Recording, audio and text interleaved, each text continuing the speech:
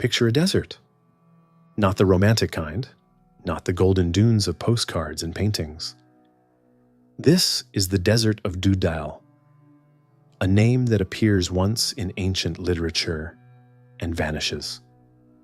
A name that sounds like it was scraped from the throat of something old. The ground here is cracked and wrong. The earth has been torn open, not by earthquake, not by erosion, but by something that used to be an angel, something that looked at humanity and decided the rules no longer applied to him. The ground still bleeds in a way. The wound is invisible, but everything around it is contaminated. The soil, the knowledge, the blood of creatures that should never have been born. And into this landscape, heaven sends not a warrior, not a conqueror with a flaming sword, not a general with a celestial army at his back. Heaven sends a healer. His name is Raphael.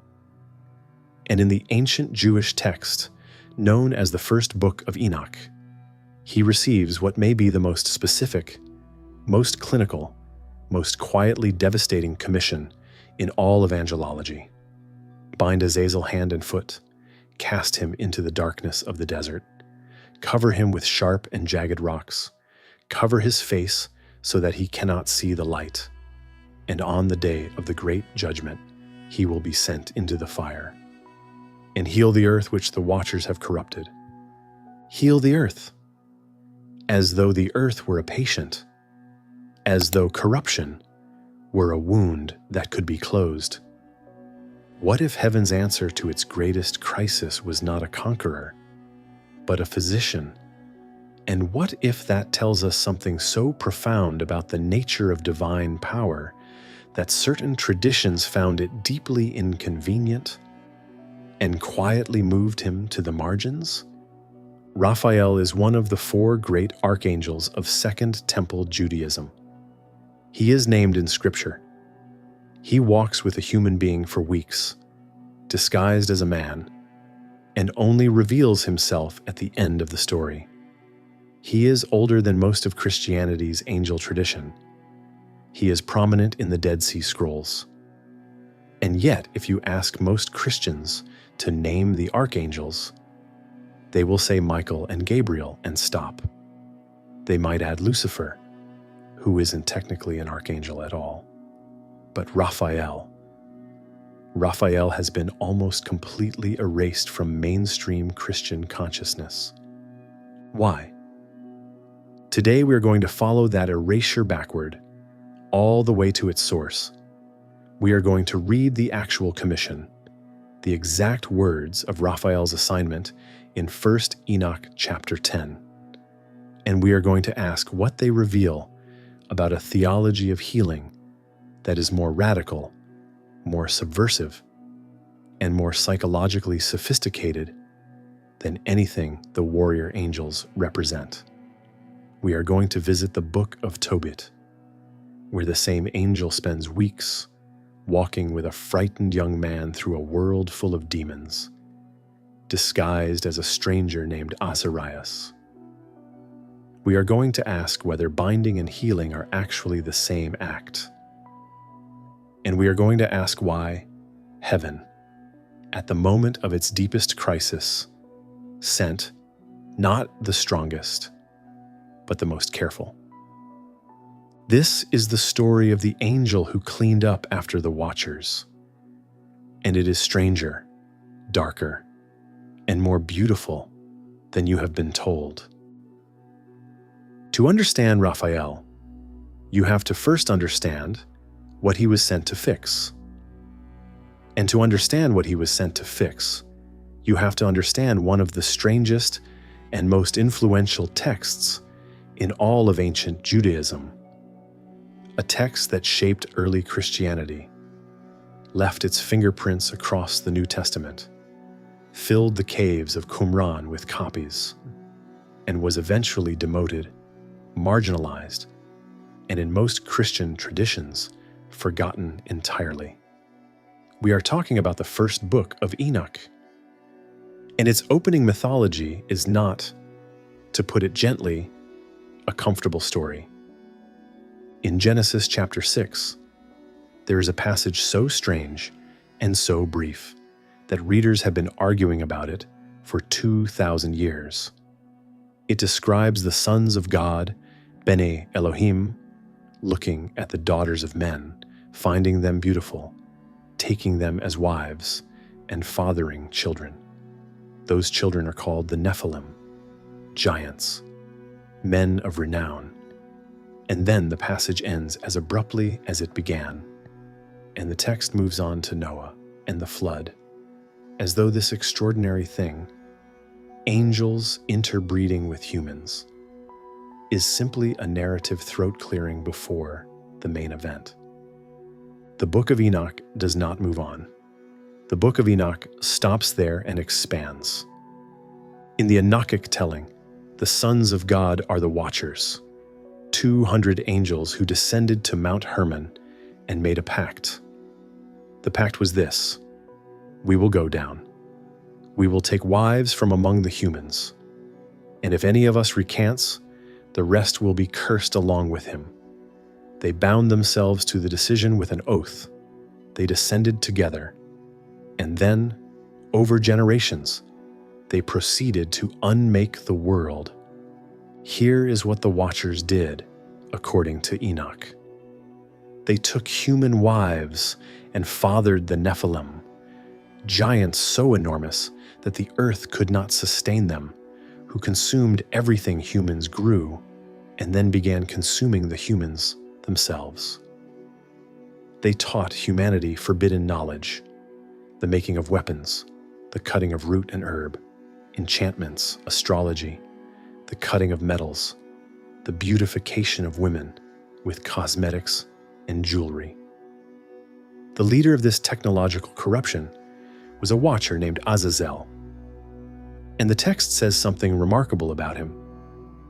He taught men to make swords and shields and breastplates, and showed them metals and the art of working them, and the wickedness increased, and they committed fornication, and they were led astray and became corrupt in all their ways.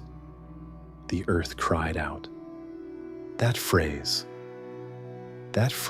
is the one I want you to hold. The earth cried out, not humans, or not only humans, the earth itself, the ground, the soil, the living world that had been made and given its forms and its creatures and its rhythms. It cried out against the Nephilim, against the giants who consumed it, against the unclean blood that was spilled into it, against the knowledge that had been forced into it before the world was ready. In the Enochic imagination, the earth is not a passive backdrop. It is a participant in creation, and it has been wounded, and its wound is real, and it speaks. The souls of the dead cry out to heaven. The earth cries out to heaven, and heaven responds. Here is the extraordinary scene in 1 Enoch chapter 9 and 10. 4 archangels, Michael, Uriel, Raphael, and Gabriel, look down from heaven and hear the earth's petition. They carry it to God, and then God gives each of them a commission. What follows is one of the most fascinating pieces of ancient angelological literature that exists, because the 4 commissions are radically different in character, and the differences reveal an entire theology. Uriel is sent to Noah. His task is to warn, to tell Noah about the coming flood, to prepare him, to instruct him in survival. Uriel is the angel of disclosure, of advance warning, of the information that allows escape. Gabriel is sent against the giants themselves, the Nephilim. His commission is lethal. Set them against one another. Let them destroy each other in civil war. Gabriel does not fight the giants directly. He engineers their self-destruction. He is the angel of internal collapse, of the enemy turned against itself. Michael is given authority over the Watchers, specifically the instruction to bind Shemihasa and his companions, to witness their destruction, and then to oversee the cleansing of the earth from the Nephilim's corruption. Michael is the commander. He has the broadest mandate and the longest timeline. And then there is Raphael. Raphael's commission is unlike the others in a very specific way. It is almost forensic in its detail. God does not simply tell Raphael to deal with Azazel. He tells him exactly what to do, step by step, as though prescribing a medical procedure. Bind Azazel hand and foot and cast him into the darkness. And make an opening in the desert, which is in Dudael, and cast him in.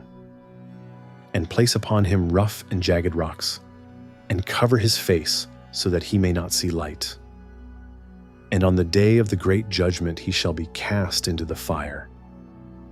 And heal the earth which the Watchers have corrupted.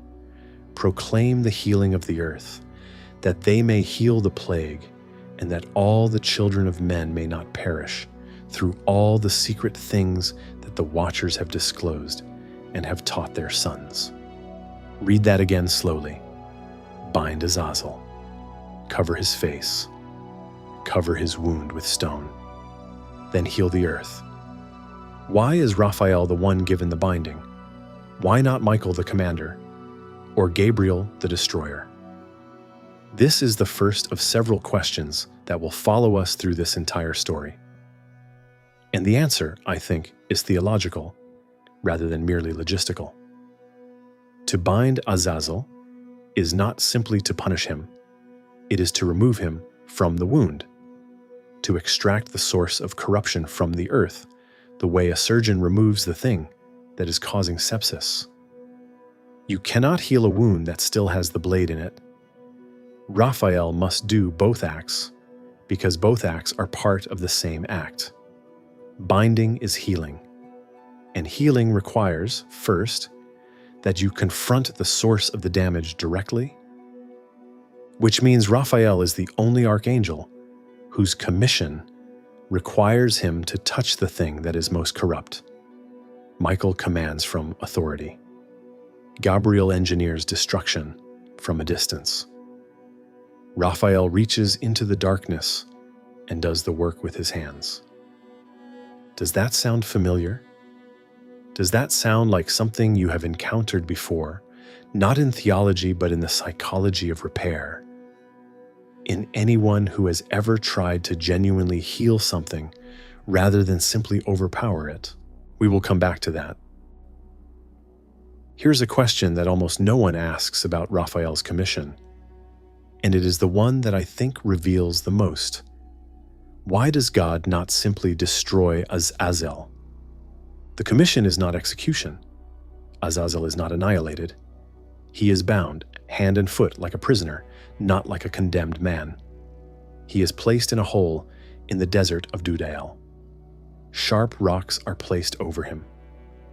His face is covered so he cannot see light. And he is left there, not forever, but until the day of the great judgment, when he will be sent into fire. In other words, Azazel's final punishment is deferred.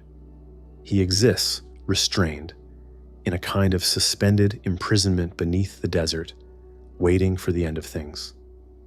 Why? This is not a naive question. The ancient text is not naively written. The authors of the Enochic tradition were sophisticated thinkers who understood the weight of every word they put into the mouths of God and his angels. The choice to bind rather than destroy Azazel is deliberate. And it tells us something important. In the cosmology of First Enoch, evil is not simply eliminated when it is no longer active. Evil leaves marks. It leaves wounds. It leaves contamination. The Watchers descended centuries before Raphael arrives. By the time Raphael receives his commission, Azazel's corruption is already embedded in the fabric of the world. The knowledge he gave to humanity cannot be taken back. The weapons that were forged still exist. The enchantments are already in circulation. The bloodlines of the Nephilim are already in the world. Azazel's destruction would not undo any of this. His destruction would be punishment, not repair. And so Raphael binds rather than destroys, because the goal is not retribution but sequestration. The goal is to remove Azazel from the wound so that healing can begin. He is sealed away beneath the desert like a toxin removed from a body and contained in a vessel. He still exists, still waits, still will face judgment. But he is no longer in the wound. The desert of Dudael is interesting in its own right. The name appears only here in the entire ancient corpus, and scholars have noted that it may be connected to the Hebrew name Azazel itself, since the Day of Atonement ritual in Leviticus involves a goat sent to Azazel in the wilderness, carrying the sins of the people on its back. There is an argument, not universally accepted, but seriously made by scholars, including the great Enoch scholar George Nicholsburg, that the Levitical scapegoat ritual and the Enochic binding of Azazel are related traditions circling the same ancient intuition, that there are forces of corruption which cannot simply be destroyed but must be exiled, carried away from the community, sent to the liminal place beyond human habitation where they can do no further damage. The desert in ancient Near Eastern cosmology is not nothing. It is the anti-place. The place where structure fails, where civilization ends, where the normal rules of the created order do not fully apply. It is where demons live in later Jewish and Christian literature. It is where Jesus goes for 40 days to be tempted. It is where Israel wanders. The desert is not neutral space. It is the outer edge of the world, the margin where the sealed and the exiled and the contaminated are sent. To cast Azazel into the desert of Dudael and cover him with stones is to put the corruption outside the boundary of the living world, not erased, but contained, waiting, harmless until judgment. And then Raphael covers the opening. Cover his face so that he may not see the light. This detail, the covering of Azazel's face, is one of the most psychologically interesting details in the entire passage. Why cover his face? A bound prisoner cannot act regardless of whether he sees. The covering of the face is not functional. It is symbolic. It is the sealing of the witness, the prevention of the corrupting gaze. In ancient thought, the eye is not simply a passive receiver. It transmits, it infects, it participates in what it sees. The evil eye is not merely a folk superstition. It is the logic of a cosmology in which vision is a form of action. To cover Azazel's face is to prevent him from seeing the world, and thus from continuing to act upon it, even from his prison. Raphael seals not just the body, but the perception of the fallen watcher. And only then, only after the binding, the casting, the covering, does Raphael turn to the earth itself. Heal the earth which the watchers have corrupted. What does it mean to heal an earth? The text does not tell us exactly, but the commission implies something vast. The reversal, as far as possible, of everything the watchers have done. Not the forbidden knowledge that cannot be taken back, but the wounds, the soil, the contaminated blood, the plague that has spread from the angel's transgression into every corner of the living world. Raphael's task is ecological in the oldest sense, not just the healing of individual creatures, or individual human beings, but the restoration of the living system itself. There is a word for this in later Jewish thought, tikkun, repair. Specifically, tikkun olam, the repair of the world. It does not appear in this form in 1st Enoch, but the concept is there that the world can be broken, and that the appropriate response to brokenness is not destruction of what remains, but patient, methodical, compassionate restoration. Raphael is, in this sense, the first great practitioner of tikkun olam in the entire literature of heaven. But here is what I want to ask. What does it take to do that work? What does it take to descend into the desert, alone, not to conquer, but to close a wound? What does it take to kneel beside the darkness and seal it with your own hands, and then turn to the damaged earth and begin the slow work of healing without any guarantee that the healing will hold? Michael gets armies. Gabriel gets the satisfaction of watching giants destroy each other. Uriel gets to be the herald of survival. Raphael gets the wound in the ground, the bound prisoner beneath the rocks, and an earth that has been so thoroughly corrupted that the work will outlast any battle. Who chooses this? What kind of angel chooses this?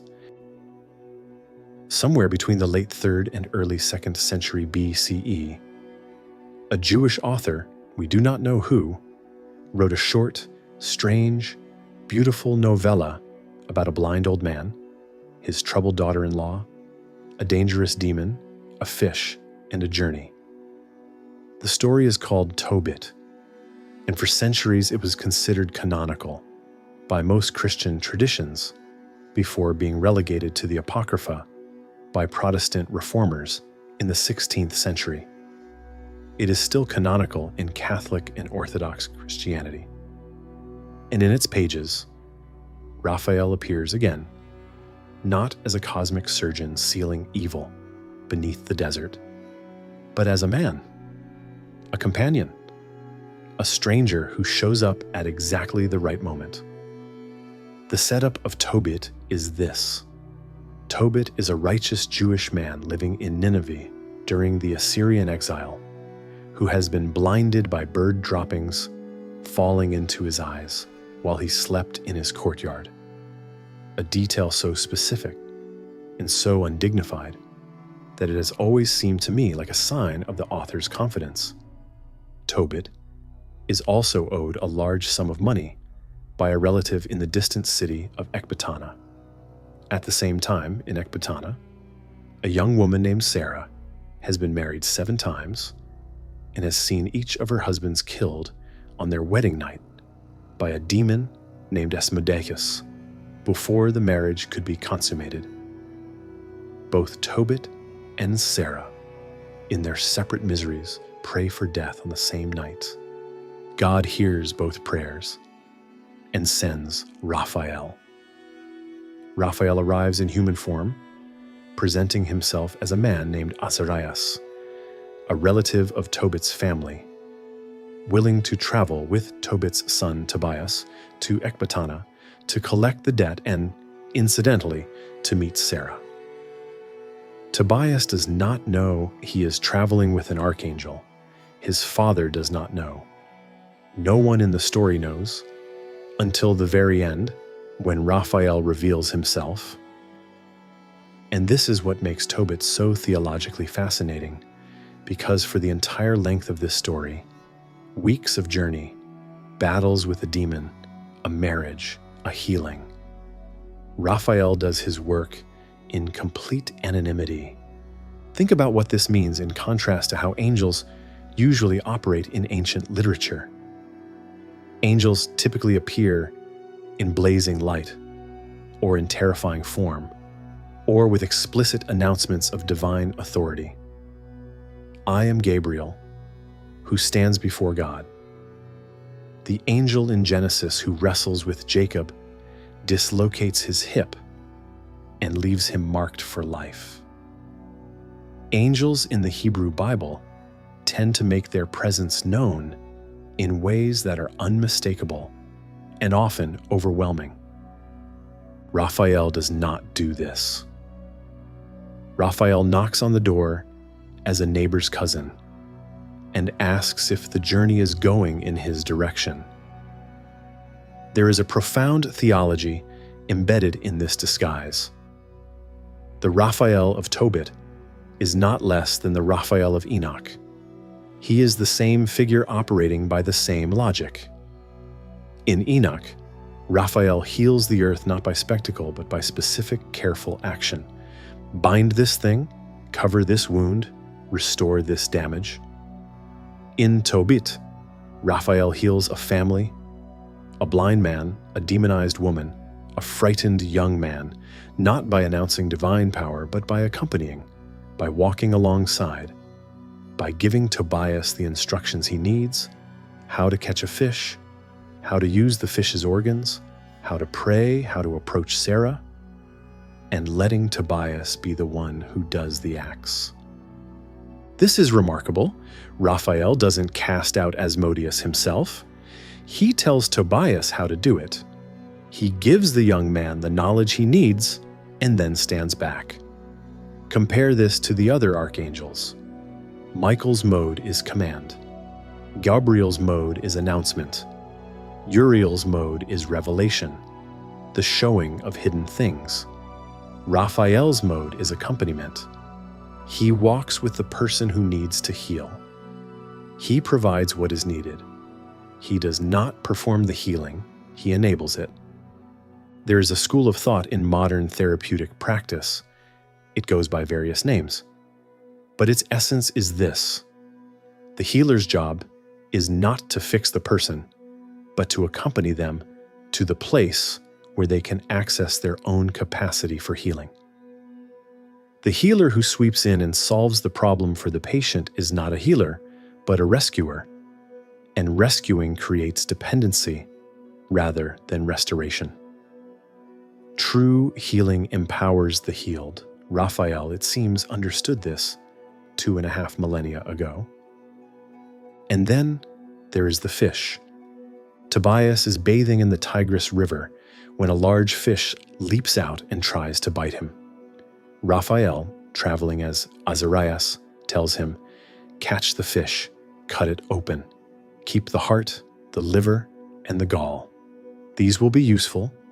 The fish's heart and liver burned will create a smoke that drives away demons.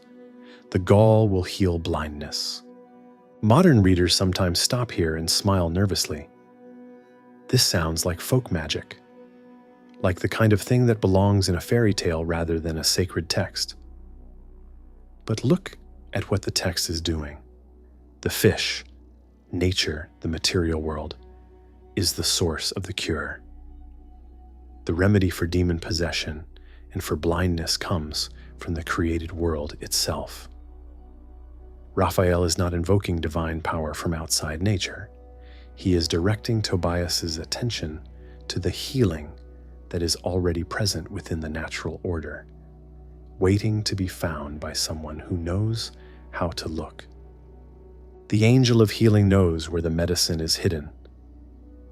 He knows it is not always supernatural. He knows it is sometimes in the river, in the fish, in the physical world that God made and that contains, embedded within it, the remedies for the damage that has been done to it. Is this not the Raphael of Enoch, operating at a smaller scale? In Enoch, the earth itself contains the capacity for healing. It just needs the wound to be closed, the source of corruption to be removed, and then its own restorative capacity will reassert itself. In Tobit, the river contains the fish that contains the medicine. Nature heals when the demon is removed and the knowledge of the cure is shared. There is one more detail in Tobit that deserves our attention. When Raphael finally reveals himself, after the demon has been driven away, after Tobias has married Sarah, After old Tobit's sight has been restored with the fish gall, he says something strange and beautiful. He says, "I am Raphael, one of the 7 holy angels who present the prayers of the saints and who go in before the glory of the Holy One." 7 holy angels, not 4, not the compact council of Enoch's Great Commission. 7, which is the number of completion, of the full week of creation, of wholeness. And Raphael is one of them. He carries prayers. He presents them to God. He is, in this conception, not just a healer, but an intercessor, a figure who stands between the human and the divine, and ensures that the cry of the suffering is heard. The earth cried out to heaven. Sarah cried out in her misery. Tobit cried out in his blindness. And each time, it was Raphael who heard, and came and walked alongside until the wound was closed. Here is a puzzle. In Second Temple Judaism, the Judaism of the century or two before and after the Common Era, the Judaism from which Christianity emerged, Raphael is a major figure. He is one of the 4 great archangels in First Enoch. He is the protagonist of Tobit, a book that was widely read and widely considered authoritative. He appears in the Dead Sea Scrolls. He is named in various Hekhalot texts, the mystical literature of early rabbinic Judaism that describes heavenly journeys and the architecture of the divine throne room. He is everywhere in the literature that shaped early Christian communities. And then Christianity canonizes its scriptures, and Raphael almost completely disappears. He is not named anywhere in the New Testament. He is present, arguably, in John chapter 5, the pool of Bethesda, where an angel periodically stirs the water, and whoever steps in first is healed, but the angel is unnamed. He may be referenced in the Book of Revelation as one of the 7 angels before the throne, but again, unnamed. In the final canonical shape of the New Testament, only Michael and Gabriel are named as archangels. Why? There are several competing explanations, and they are not mutually exclusive. The first is simply the logic of canon formation. When early Christian communities debated which texts were authoritative, First Enoch and Tobit were on the contested side of the line. First Enoch, which is Raphael's primary text, was quoted in the New Testament letter of Jude, which suggests that at least some early Christian communities considered it authoritative.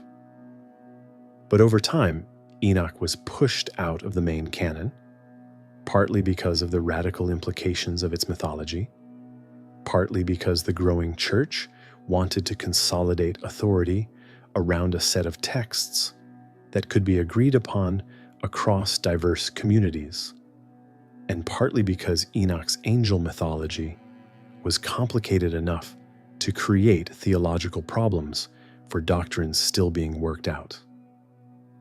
With First Enoch excluded, Raphael lost his most important theological stage. The second explanation is more pointed and more interesting. Raphael's theology may have been inconvenient. Consider what Raphael represents in the Enochic tradition. He represents the principle that the most urgent divine response to corruption is healing, not punishment. He represents a God who sends a physician to a wounded world rather than a judge to a guilty one. He represents the idea that binding is not the same as destroying, that evil can be contained and quarantined rather than annihilated. He represents the possibility that restoration matters more than retribution. These are not neutral theological positions. In the first several centuries of Christian thought, the question of how God responds to sin through punishment, through forgiveness, through restoration, through judgment, was one of the most contested questions in the entire tradition. Different answers led to different theologies of atonement, different conceptions of hell, different understandings of salvation.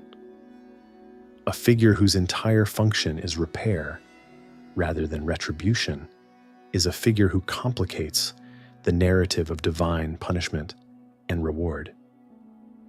I am not suggesting a conspiracy. Canon formation is rarely conspiratorial. It is almost always a messy, compromised, multiply-motivated process.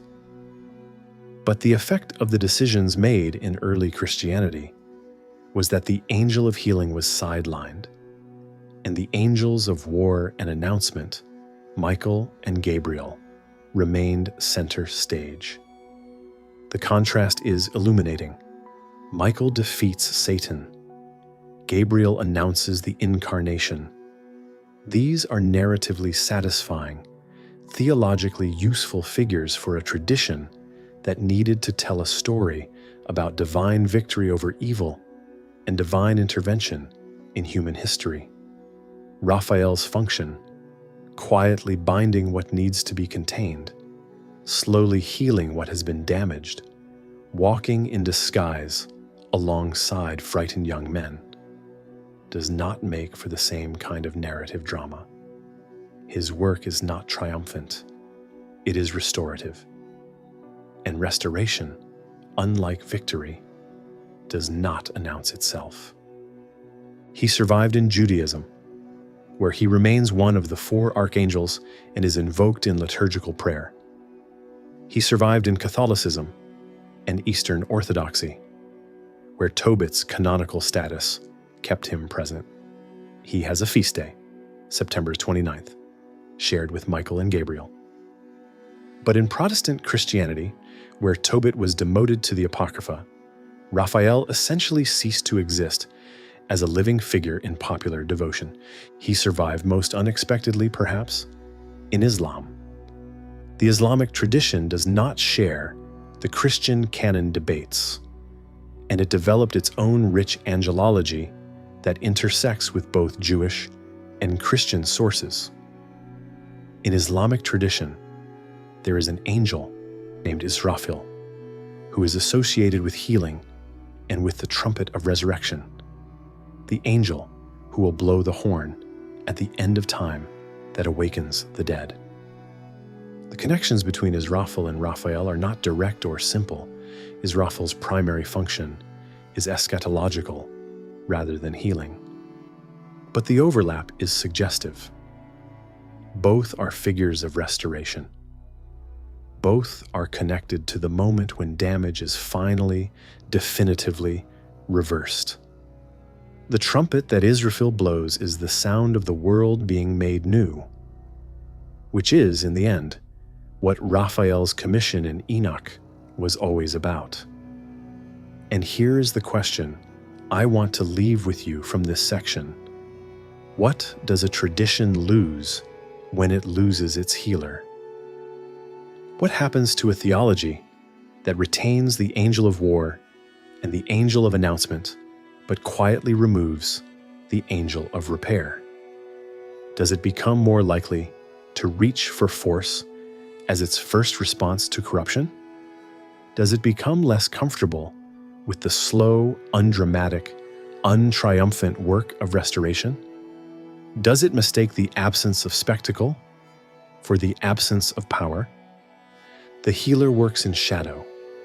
The warrior receives the monument. And the wound, sealed under the rocks of Dudael, waits. There is a way to read the 4 archangels of the Enochic tradition as a map of different kinds of power. And I think it is one of the most useful lenses available for understanding what is distinctive about Raphael. Uriel is the power of knowledge, specifically, advanced knowledge, warning, the capacity to see what is coming before it arrives, and to share that vision with those who need it. Uriel's gift to Noah is information. He gives Noah the knowledge that allows Noah to survive what is coming. Knowledge as power is a familiar concept, but Uriel represents a specific kind of knowledge, not the forbidden knowledge the Watcher shared with humanity, which was knowledge as exploitation, but salvific knowledge, knowledge as the gift of survival. Gabriel is the power of deconstruction, specifically the capacity to turn an enemy's strength against itself. Gabriel does not destroy the giants directly. He sets them against each other. This is a sophisticated kind of power. It is the power of the strategist, who understands that overwhelming force can sometimes be made to collapse under its own weight, if only the right tensions are found and pressed. Gabriel is the angel of internal contradiction, of the moment when the monster's appetite becomes its undoing. Michael is the power of authority, command, hierarchy, the ordering principle of heaven brought to bear on what has violated order. Michael is the commander.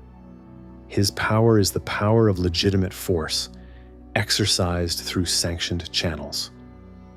He represents the principle that the cosmos has a structure, and that structure will ultimately prevail. Not because it is stronger than what opposes it in any given moment, but because it has the deepest foundations. And then there is Raphael, whose power is of a different order entirely. Raphael's power is the power of restoration. And restoration is not a lesser power than the others. It is, I would argue, in some ways the most demanding. Here is why. Uriel's gift leaves the recipient responsible for their own survival. Noah takes the information and builds the ark. Uriel does not build it for him. But Uriel's work is completed in a conversation. The knowledge is transferred. The task is defined. The warning is given. Gabriel's work is completed in a set of invisible manipulations. The giants turn on each other and destroy themselves. Gabriel is not even visibly present in the outcome. Michael's work is completed in an act of binding and a proclamation of authority. The watchers are bound. The command is given. The hierarchy is reasserted. Raphael's work is never finished in a single act. Healing does not happen at once. You cannot bind Azazel and return to heaven and call it done. You have to tend the wound. You have to remain present to the process of restoration. The earth does not heal in a moment. It heals over time, slowly, almost imperceptibly. The contamination fading, the soil recovering, the living world reasserting its capacity for life. Raphael's commission is not an event. It is a sustained presence. This is why the disguised Raphael of Tobit walks with Tobias for the entire journey. He does not appear, deliver a message, and leave. He walks alongside, day after day, through strange terrain, through the fear of the young man traveling far from home, through the dangerous business of confronting a demon that has already killed 7 men. He is present for all of it, and his presence is not dramatic. It looks like companionship. It looks like a reliable travel partner who seems to know more than he lets on. The healer who walks in shadow. The power that looks like nothing because it looks like being there. There is a passage in the Talmud. I want to be careful here about exact attribution, since I am working from memory of rabbinic sources, that captures something of this quality. The idea that God's presence in exile is the presence of one who accompanies, who goes into darkness with the people rather than pulling them out of it from above. This is a different theology of divine power than the triumphalist model. and Raphael is, in some ways, its angelic expression. Consider also the psychological dimension of what Raphael's commission requires. To bind Azazel, Raphael must go to Azazel. He must descend to the desert, find the place of corruption, and make contact with the thing that is most fallen. He does not bind Azazel from a safe distance. He does not delegate the binding. He goes himself, and he takes hold of what has wounded the world, and he puts it where it can do no further damage. There is a concept in trauma therapy that parallels this almost exactly. It is the recognition that you cannot heal a wound by avoiding its source. Symptom management, reducing the visible manifestations of damage without addressing what caused them, is not healing. It is postponement. Real healing requires the healer and the healed to go toward the wound rather than away from it, to locate the source of the corruption, to look at it clearly, and to find a way to contain it so that the process of restoration can begin. Raphael goes toward the wound. This is his consistent posture in every text where he appears. He goes toward the blind man. He goes toward the demonized woman. He goes toward the desert where the fallen angel lies. He does not stay in heaven and issue instructions. He descends. And there is one more quality of Raphael's power that I want to name before we leave this section, because I think it is the most theologically provocative of all. Raphael does not destroy what he heals around. Azazel is not annihilated. The demon Asmodeus in Tobit is not destroyed. He is driven away to Egypt, bound there by another angel. Tobit's blindness is not punished or explained. It is simply reversed. The earth that was corrupted by the Watchers is not burned and rebuilt. It is restored. Raphael works with what exists. He does not remake the world from scratch. He tends what is damaged within it. This is a profoundly different model of divine engagement than the one that dominates most popular theology. The model that says the appropriate response to corruption is the destruction of the corrupt and the creation of something clean in its place. Raphael's model says, work with what is here. Bind what must be bound. Tend what can be tended. Restore what has been damaged. Don't require the world to be unmade before it can be healed. That is a radical theology. And it may be why, in certain historical moments, certain traditions found it more comfortable to set Raphael aside and elevate the angels who deal in cleaner, more decisive interventions. In the caves of Qumran, among the Dead Sea Scrolls discovered by a Bedouin shepherd in 1947, Raphael appears, not just in fragmentary copies of 1st Enoch, which were found there in abundance. Enoch was clearly a beloved text in the community that stored these scrolls, but in texts that were composed by that community itself, including what scholars call the Book of Giants, which extends the Enochic mythology, and liturgical texts that invoke the 4 archangels by name and by function. The community at Qumran was a priestly community intensely focused on purity, on the boundary between the holy and the contaminated, on the ritual procedures that maintained the health, we might almost say the ecological health, of the covenant relationship between God and Israel. For such a community, an angel whose primary function is the restoration of purity and the healing of corruption would have been not peripheral but central. Raphael fits their theology perfectly. The fact that he is present in their texts and their prayers suggests that his marginalization was not universal, not inevitable. It was the specific result of specific decisions made in specific Christian communities in the centuries after the scrolls were sealed away. In the Hekhalot literature, the Jewish mystical texts of the early centuries of the Common Era that describe heavenly ascents and the architecture of the divine palace, Raphael appears as one of the princes of the divine presence, stationed at one of the gates of heaven, part of the inner court of the holy. He is not marginal here. He is one of the seven, as he announced himself in Tobit, standing before the throne and carrying prayers upward to the one who hears them. And in Catholic tradition, he has never entirely disappeared. He has a feast day. He is the patron of travelers, of the blind, of physicians, of matchmakers. He is invoked in prayers for healing. In some Catholic countries, particularly in parts of Latin America and Southern Europe, he is a figure of genuine popular devotion, appearing in art with a fish, echoing Tobit, with a traveler's staff, sometimes with a medicine flask or a bandage.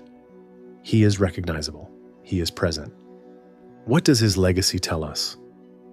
I think it tells us several things, and I want to be careful to say them clearly rather than wrap them in abstraction. First, the traditions that kept Raphael kept something important about the nature of divine power. They kept the principle that the deepest response to damage is not the imposition of force, but the patient, hands-on work of repair. They kept the idea that an angel can walk with a frightened human being in disguise for weeks, sharing the weight of the journey, and that this is not a lesser form of divine action than the dramatic interventions of the warrior angels. It may in fact be a more demanding one. Second, the earth as a wounded living entity is an idea that is embedded in one of the oldest surviving Jewish texts, and it has been there all along. The earth cried out to heaven. Heaven sent a healer. That is not an obscure footnote in the tradition. It is the organizing premise of one of the most widely read apocalyptic texts of Second Temple Judaism. The idea that the earth is a patient, that its wound is real, that the appropriate response to its corruption is careful remediation rather than apocalyptic destruction. This is not a New Age addition to the tradition. It is ancient, and it was preserved by the communities that preserved Raphael. Third, the archetype of the healer who works in obscurity, while the warriors receive the monuments, is, I would argue, one of the most practically useful archetypes in this entire tradition. Most of the work of repair in the world, most of the work of keeping human communities and human relationships and human bodies functional, is done by people who do not receive monuments. It is done by people who show up day after day and tend what is damaged and contain what is harmful, and walk alongside those who are frightened and press the fish gall to the eyes of the blind. This work looks like nothing from the outside. It has no spectacular moment of victory. It is the slow return of light to a damaged world, almost imperceptible from any single vantage point, visible only in retrospect. Raphael is the patron of that work. He is the angel of the long, unspectacular, absolutely essential labor of restoration. And finally, what does it mean that heaven's most urgent response to its greatest crisis was not the sending of more power, but the sending of a physician? I do not think this is an accident of the text. I think it is the deepest theological claim the Enochic tradition makes about the nature of corruption and the nature of healing. A claim that is more radical than anything the warrior angels represent. The warrior angels say, evil can be overcome by a greater force. This is true, and it is important. But Raphael says something different. Raphael says, evil leaves wounds, and wounds require tending. And the tending of wounds is a form of power that force alone cannot provide. You cannot fight your way to a healed earth. You cannot conquer your way to a restored community. You cannot bomb your way to wholeness. Someone has to go to the desert and bind what needs to be bound and cover the wound with their own hands, and then turn to the damaged world and begin the slow work of making it breathe again. That is Raphael's commission. It has never been completed. The earth still cries out. The wounds of forbidden knowledge, weapons, exploitation, the technologies of destruction that the Watchers introduced, and that we have elaborated into forms they could never have imagined. These wounds are still open, and the archangels are still, according to the tradition, at their work. The warrior angels are necessary. They always will be. There are things in this world that must be bound and contained and ultimately, at the end of things, sent into fire. Michael's work is real and it matters, but so does Raphael's. The earth is still crying out. And somewhere in the deep logic of these ancient texts, there is the insistence that heaven hears, and that the response it sends when it wants to do something that lasts is not a sword, but a healer's hands. His name means God heals, not God fights, not God judges, not God announces or commands or conquers, God heals. In the ancient taxonomy of heaven, that was considered important enough to name an archangel after. It was considered important enough that when the world was torn open by the worst thing that could be imagined, when the very structure of creation was violated, when angels broke the boundary between the divine and the human, and left a wound in the earth that bled contamination into everything, God sent this one, the one whose name is healing, the one who goes toward the wound, the one who descends to the desert, binds what must be bound, covers what must be sealed, and then turns to the damaged world and begins. He works without glory. He walks without announcement. He presents himself as a neighbor's cousin and carries a fish through the morning.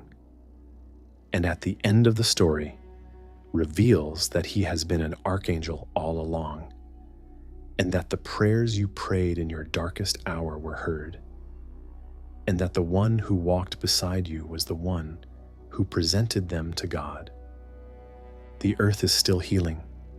The wound is still there, sealed under the stones of the desert, waiting for the day of judgment when the fire will finally come and the long containment will end.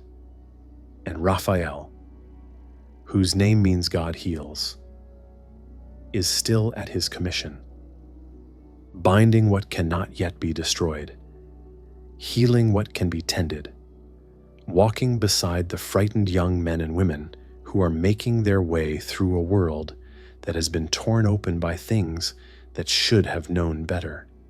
In the dark beneath the desert of Dudael, the rocks are still in place. And somewhere in the living world, barely perceptible, the earth is beginning to breathe again. Next in this series, Uriel, the angel who showed Enoch the machinery of heaven. What happens when a human being is given a guided tour of the cosmos, the chambers of the stars, the gates of the winds, the treasury where souls wait, and has to find language for what he has seen? Uriel is the angel of astronomical revelation, of the secrets of time and space disclosed to a man who should not have been allowed to know them. Why was he shown? What did it cost? And what does it mean that some knowledge cannot be unlearned?